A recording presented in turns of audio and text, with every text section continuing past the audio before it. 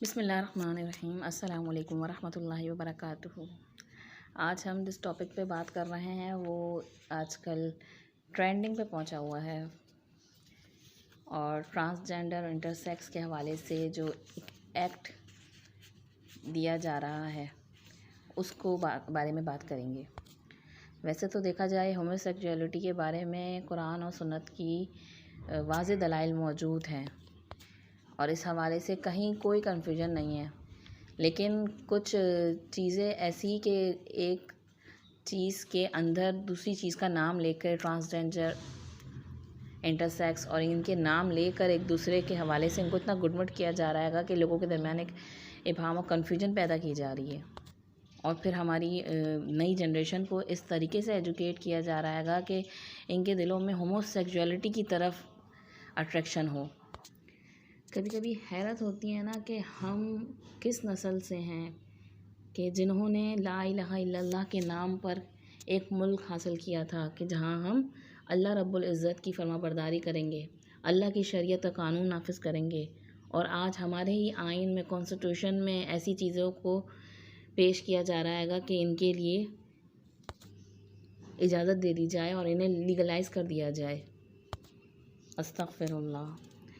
جیسے کہ نبی کریم صلی اللہ علیہ وسلم کی احادیث مبارکہ سے بھی ہمیں پتہ چلتا ہے کہ بفور دجال comes there are some years of deception and confusion. دجال کے آنے سے پہلے جو ہے نا کچھ ایسے سال آئیں گے جو بہت زیادہ ڈسیپشن کے کنفیوژن کے ہوں گے، اور آج کا دور ہمارے لیے اس حساب سے کئی فتنوں کو اٹھتا دیکھ رہا ہے۔ جسٹ لائک دس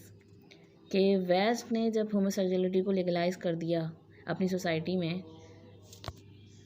تو ہم نے شاید یہ گمان کر لیا ہے کہ انہوں نے جس طرح اتنی ترقی کری ہے کہ اپنا ایسے بہترین انفراسٹرکچر کھڑا کیا ہے گا، تو شاید وہ اسی وجہ سے کیا ہے گا، حالانکہ وہ یہ چیزیں اخلاقی طور پہ انہوں نے بدترین ترقی کری ہے گی سوسائٹی میں اپنی۔ اور پھر ہم مسلمان ہیں، ایز اے مسلم ہم کیا کر رہے ہیں؟ نبی کریم صلی اللہ علیہ وسلم کی حدیث یاد نہیں آتی ہمیں کیا کہ تم یہود و نصارہ کی بالکل ویسے ہی پیروی کرو گے جیسے ایک جوتا دوسرے جوتے کے متشابہ ہوتا ہے گا، اور یہی آج کیفیت ہے کہ جو کچھ بھی وہ کر رہے ہیں گے ہم اپنی آنکھوں سے وہ تمام بے حیائی اور ان کے معاشرے کی تباہی کو دیکھتے ہوئے بھی ہم نے ایسا لگتا ہے اپنی عقل پر پتھر پڑے ہیں ہمارے کہ بس ہم نے وہی کرنا ہے۔ ان کی غلامی کی پٹی باندھ رکھی ہے ہم نے آنکھوں پر کہ بغیر سوچے سمجھے ہم ان کے پیچھے چلنے کو تیار ہیں۔ کیا اس کے کانسیکوینسز ہوں گے دنیا میں بھی اور آخرت میں؟ ایک مسلمان ہونے کی حیثیت سے ہمیں آخرت کی فکر سب سے زیادہ ہونی چاہیے۔ بیسیکلی جو یہ ورڈ ہے نا، یہ ٹرانسجینڈر، یہی ہمیں کنفیوز کر دیتا ہے گا۔ اصل میں جو وہ کمیونٹی ہے خواجہ سرا کی، اس کے لیے جو لفظ یوز ہوتا ہے وہ انٹرسیکس کا لفظ یوز ہوتا تھا، انٹرسیکس پیپلس، اور یہ جو ہے پوری دنیا میں آؤٹ آف پاپولیشن 0.017% ہوتے ہیں گے، یعنی آپ دیکھیں 0.017%، 1% کا بھی کتنا کم ہیں گے، اور ان کے لیے ان کی سمجھیں ایک انڈر امبریلا دوسرے سارے لوگوں کو اس میں گناہ کی دعوت دی جا رہی ہے گی اور اس کو لیگلائز کیا جا رہا ہے۔ حالانکہ جو یہ انٹرسیکس ہوتے ہیں گے، اب people whose body parts have some confusion, یہ تو ایک پسا ہوا مظلوم طبقہ ہے گا، اور اللہ کی مخلوق ہے، ہمیں ان کا احترام کرنا چاہیے اور ان کو توجہ کی ضرورت ہوتی ہے گی۔ حقیقت میں یہ وہ لوگ ہیں گے جن کی بایولوجیکل اب نارملٹی ہوتی ہے ان کے اندر، لیکن یہ جو ٹرانسجینڈر ایکٹ ہے گا 2018 کا، اس کے تحت ہمارے خاندانی نظام پر اٹیک ہو رہا ہے گا۔ بس یہ کہ ٹرانسجینڈر پیپل کون ہیں گے؟ وہ جو بیلیو کریں یا فیل کریں، پرسیو کریں اپنے آپ کو کہ بظاہر تو میں دکھنے میں میل ہوں لیکن اندر سے میں اپنے آپ کو فیمیل فیل کرتا ہوں، تو اس ایکٹ کے ذریعے آزادی دے دی جائے کہ جو کوئی بندہ بھی جو کچھ بھی فیل کر رہا ہے گا، ہم اس کے تحت اس کو آئیڈینٹی کارڈ بنا دیں اس کا۔ اور پھر آپ دیکھیں اگر کوئی بھی میل خود کو جسٹ فیل کر کے، حالانکہ وہ فیلنگ نہیں ہے، وہ ایک شیطانی وسوسہ ہے کا شکار ہے گا، وہ ایک نفسیاتی پن ہے گا انسان کے اندر کا، وہ خود کو عورت بنا لیتا ہے گا اور وہ آئی ڈی کارڈ بنا لیتا ہے گا یا پھر سرجری کرا لیتا ہے اس قسم کی، تو پھر کل کو کھڑے ہو کر وہ کسی بھی دوسرے مرد سے نکاح کرے گا تو قاضی کو دے گا، تو قاضی کہے گا ایک تو آئی ڈی کارڈ میرے پاس فیمیل کا اور ایک میل کا ہے، ظاہر سی بات ہے وہ نکاح پڑھا دے گا، اس نے کون سا جا کے گھونگھٹ اٹھا کر چیک کرنا ہے گا۔ تو اصل میں اس کے پیچھے کام کیا ہو رہا ہے گا؟ یہ ہومو سیکچول کو میرجز کو نا لیگل کیا جا رہا ہے، یعنی عمل قوم لوط کو اجازت دے دی جا رہی ہے گی، جس سے پہ اللہ کا قہر اور عذاب نازل ہوتا ہے۔ حالانکہ ہم اس کو اگر اپنے دین کی نظر سے دیکھیں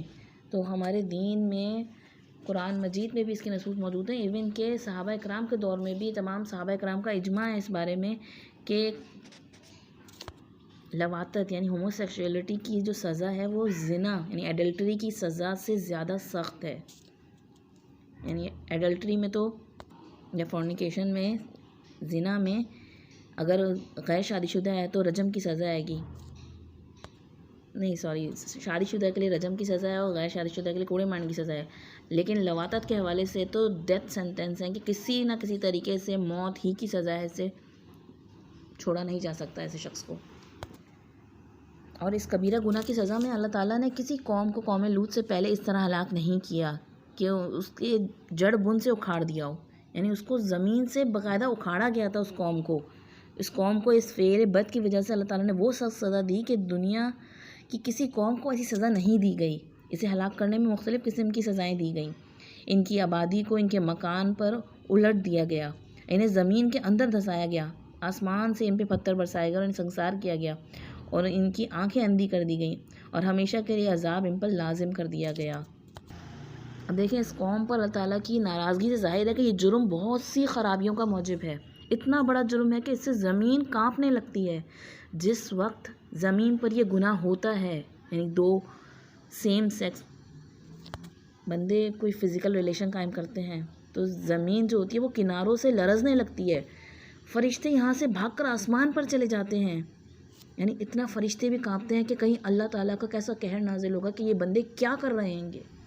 کہاں اسفل سافلین میں گر رہے ہیں۔ فرشتے زمین کے دور دراز گوشوں میں جا کر پناہ لیتے ہیں کیونکہ عذاب الہی کی صورت میں یہ بھی اس کی زد میں نہ آ جائیں کہیں۔ زمین بارگاہ خداوندی میں پکار اٹھتی ہے، پہاڑ لرز جاتے ہیں کہ یہ فطرت کے خلاف جانا ہے، اتنا ناپسندیدہ اور بدترین فعل ہے۔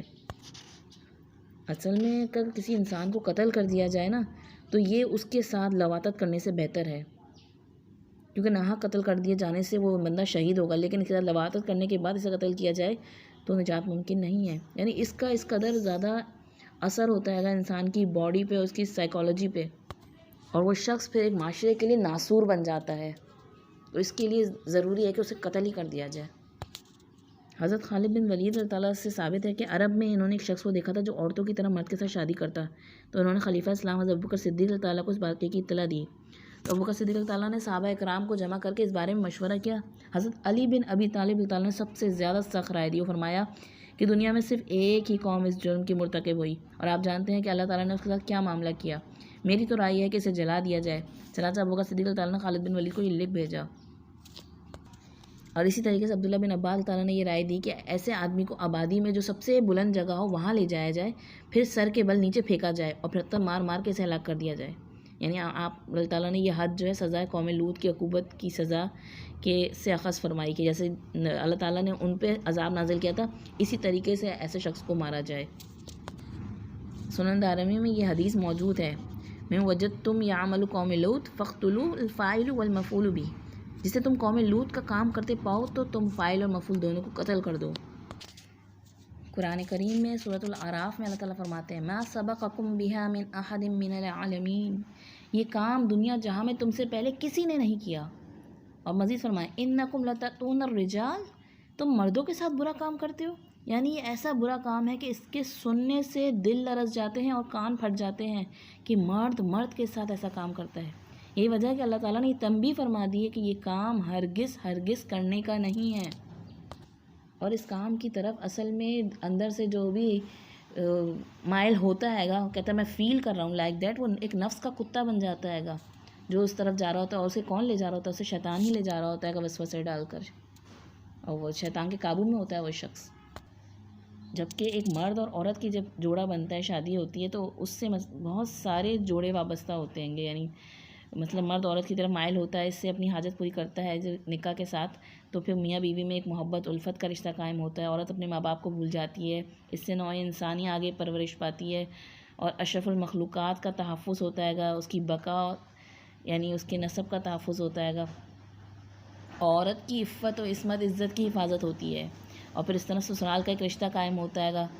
جو بالکل بآئینہ نسب کے رشتے کے برابر ہوتا ہے، اور عورتوں پر مردوں کی حکومت ہوتی ہے۔ عورتوں سے ہم بستری کر کے اللہ تعالیٰ کے محبوب ترین مخلوق یعنی انسان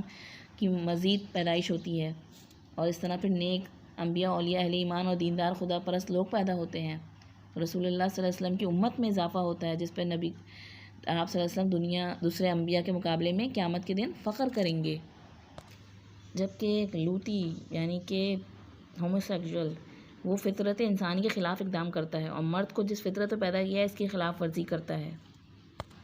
کیونکہ فطرت یہ ہے کہ مرد عورتوں سے اپنی شہوت پوری کریں، نہ کہ مردوں سے۔ لیکن لوطی اس فطرت کے خلاف کام کرتا ہے، اور یہ فطرت، طبیعت اور جبلت کے سراسر خلاف اقدام ہے، یعنی اللہ تعالیٰ نے ہمارے اندر نہیں رکھا ہے، انسٹنکٹ میں ہمارے نہیں موجود۔ یہی وجہ تھی کہ جس کی بنا پہ قوم لوط کی آبادیوں کو اللہ تعالیٰ نے تہو بالا کر کے رکھ دیا، اور تاکید فرمائی کہ یہ بیرا روی اور زیادتی ہے، ایسے لوگ حد چھوڑ کر آگے بڑھتے ہیں۔ قرآن مجید میں ان کے بارے میں کیا آیا؟ بل انتم قوم مسرفون، بلکہ تم لوگ بیرا روی کرنے والے لوگ ہو۔ انہم کانا قوم سوء فاسقین، واقعی وہ لوگ بہت برے اور بدکار لوگ تھے۔ اور قرآن مجید میں ان کے بارے میں باقاعدہ پورا کتنی جگہ پہ اللہ تعالیٰ نے کھول کے بیان کیا ہے، یہاں تک کہ ان کے پاس فرشتے بھی جب آئے خوبصورت انسانی شکلوں میں حضرت لوط علیہ السلام کے پاس، تو یہ ہوموسیکسوئل جو تھے لوط علیہ السلام کے مکان پہ دوڑ پڑے، اور یہاں تک کہ اللہ تعالیٰ کا پیغمبر انہیں دیکھ کے گھبرا جاتا ہے اور کہتا ہے گا کہ یا قوم ہؤلاء بناتی ہن اطہر لکم فاتقوا اللہ، اے میری قوم یہ میری بیٹیاں ہیں، نہایت پاک دامن ہیں، تمہارے لیے موجود ہیں، تم اللہ سے ڈرو اور مہمانوں کے مقابلے میں مجھے رسوا نہ کرو۔ کیا تم میں کوئی ایک بھلا آدمی بھی نہیں، کوئی ایک شخص نہیں سمجھدار؟ سب کی عقل ماری گئی ہے۔ حضرت لوط علیہ السلام اپنے مہمانوں کی عزت و آبرو بچانے کے لیے اپنی لڑکیاں پیش کر رہے ہیں کہ لوگوں میری لڑکیوں سے تم نکاح کر لو، یا میری قوم کی یہ بیٹیاں موجود ہیں مگر میرے مہمانوں کو چھوڑ دو، میرے لیے بہت ہی شرم و عار کے موجود بات ہے۔ لیکن اس کا جواب وہ کیسے دیتے ہیں گے؟ کیسے جب انسان ایک ایسی حرکت پہ طرف چل پڑتا ہے گا تو اس کا دماغ اور اس کی نفسیات کس قسم کی ہو جاتی ہے گی؟ وہ کہتے ہیں گے لقد علمت ما لنا فی بناتک من حق وانک لتعلم ما نرید، تم جانتے ہو کہ ہمیں تمہاری بیٹیوں کی کوئی ضرورت نہیں، اور جو ہماری غرض ہے وہ تم خوب اچھی طرح جانتے ہو۔ اس کے بعد فرشتے جو ہوتے ہیں وہ اطلاع دیتے ہیں لوط علیہ السلام کو کہ ہم اللہ تعالیٰ کی طرف سے بھیجے گئے ہیں، اور آپ فکر نہ کیجیے، ان پر عذاب جلد آنے ہی والا ہے۔ اور اسی طرح سورہ ہود میں ارشاد فرمایا کہ غرض جب ہمارا عذاب آ پہنچا تو ہم نے اس بستی کو زیر و زبر کر دیا۔ زیر کہاں ہوتا ہے؟ ورڈ کے لیٹر کے نیچے ہوتا ہے نا، اور زبر اوپر ہوتا ہے، یعنی نیچے والا حصہ اوپر اور اوپر والا نیچے، اور کنکریلے پتھر ہم نے ان پہ تہہ بتہہ برسائے۔ ان کی ہلاکت و بربادی کو اللہ تعالیٰ نے دنیا جہاں کے لیے عبرت و یادگار بنا دیا، اور متقی کے لیے موعظت و نصیحت کا سامان مہیا کر دیا۔ اور افسوس، صد افسوس کہ پھر ساری لذتیں اور مسرتیں ختم ہو گئیں، اور وہ حسرت ساتھ لے گئے، شہوات اور خواہشات کی ساری رگیں ٹوٹ گئیں، اب کوئی کنیکشن باقی نہیں رہا، اور وہ بدبختی ورثے میں لے گئے۔ تو ہمیں آج خود بھی جاگنا ہے اور اپنے آنے والی نسلوں کو بھی بچانا ہے۔ ہمیں ویسٹ کو انٹلیکچوئل سمجھ کر کہ وہ جو کچھ کر رہے ہیں ان سے امپریس ہو کر اپنی عقلوں کو بند نہیں کرنا ہے گا، بلکہ آنکھیں کھول کر دیکھنا ہے کہ وہ لوگ اخلاقی طور پہ کس فلت کا شکار ہیں گے، کیا بے حیائی ولگیرٹی ان کے معاشرے میں ہے گی۔ ان سے امپریس ہو کے ہمیں اس گندگی کو ایکسیپٹ نہیں کرنا ہے گا، بلکہ اللہ کے عذاب سے ڈرنا ہے۔ یہ ان خاص اعمال میں سے ہے کہ جن پہ اللہ تعالیٰ کا بہت ہی قہر اور نازل ہوتا ہے۔ اللہ تعالیٰ اس جیسے کام کرنے والوں کو، ان کے فالوورز کو اور بد کرداروں کو سخت سے سخت وعید سے ڈراتے ہیں قرآن مجید میں۔ کہاں یہ پاسبلٹی ہوتی ہے کہ ہم کسی قسم کی نرمی یا سافٹ ہارٹ کارنر رکھیں ان لوگوں کے لیے جو اللہ تعالیٰ کے قہر کو دعوت دے رہے ہیں گے، اور وہ بھی ان مظلوم لوگوں کے کھاتے میں اپنے آپ کو ڈال کے